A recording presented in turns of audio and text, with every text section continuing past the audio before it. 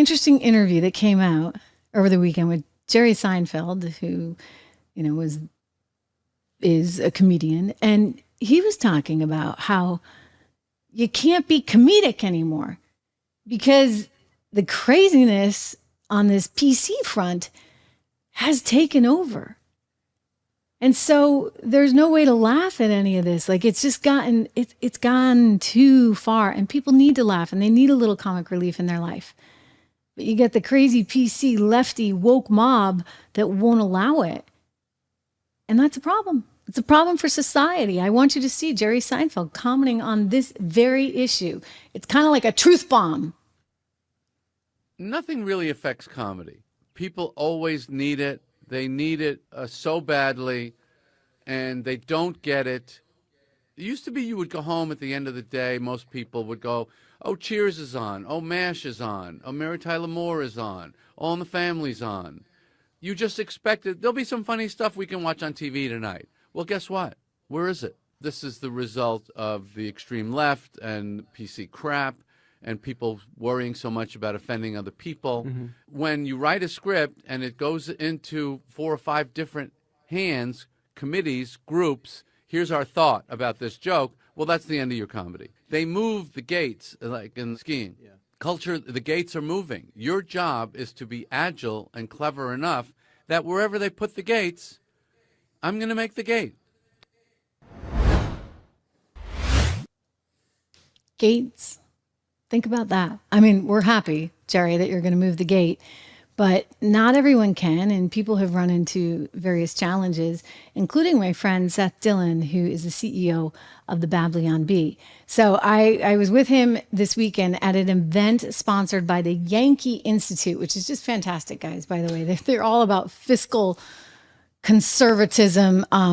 There we are, the Yankee Institute, empowering the opportunity for prosperity. If you get a chance, check them out. Very, very active in Connecticut and really trying. This was their Champion of Freedom's gala.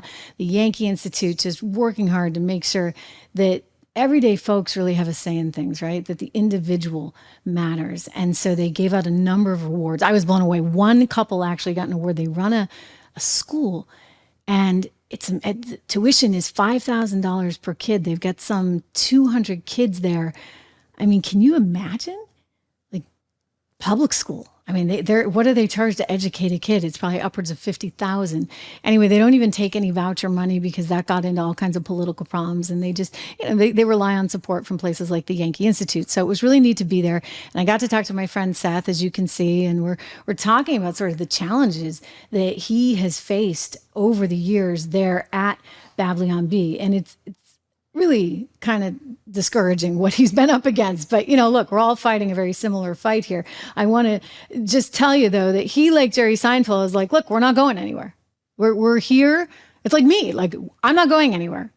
Big reason for you to hit the subscribe button right about now, and the like and the share and all that, because we need voices that are different than the quote unquote woke mob. And we need to have a way to get through to you. And they haven't stopped. I mean, they're lucky that Elon bought Twitter, of course, X. Apparently, as he tells the story, Elon tried to reach out to them. And he said this on the show a little bit, but I'll fill you in case you forgot. Elon tried to reach out to them, but their account had been locked. And so he said, is it true?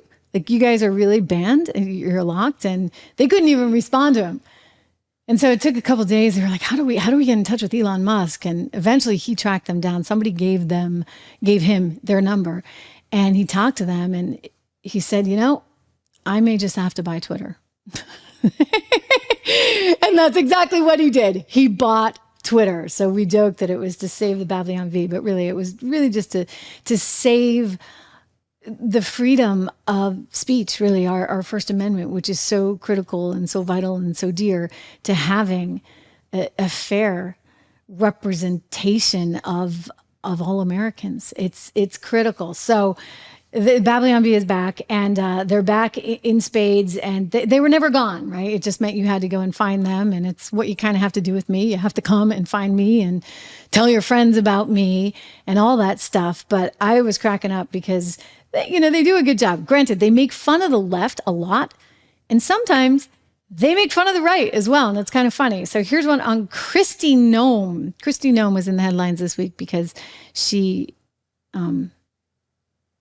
published a new book in which she talks about killing the family dog, like shooting the family dog herself, and kind of equates it with her ability to make tough decisions. And I don't know, I'm sorry.